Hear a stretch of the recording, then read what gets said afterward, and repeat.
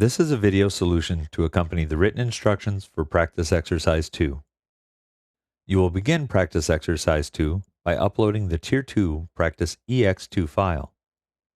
You will be creating an exploded view using the components in the file and the transform components operation.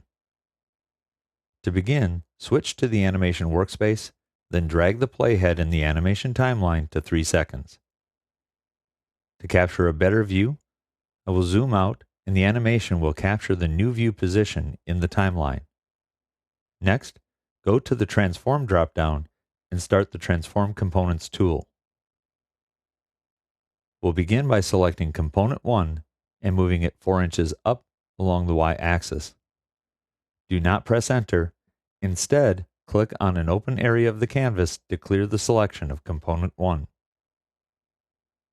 Next, select Component 2 and move it by entering -4 inches for the X direction value in the dialog. This will cause Component 2 to still have a slight overlap on Component 3, which is just fine for now. Once again, clear the selection when done and select Component 3. Move Component 3 6 inches in the positive X direction using the dialog, then click OK to finish the Transform Components tool. We'll zoom out a little more, and looking at the timeline, it shows the camera transition and all 3 transform operations taking place at the same time in a 3-second span. To spread these out, move the playhead to 9 seconds, and then click and drag the transform of Component 3 to end at 9 seconds. Then move the transform of Component 2 to begin at 3 seconds, which will space the transform operations equally.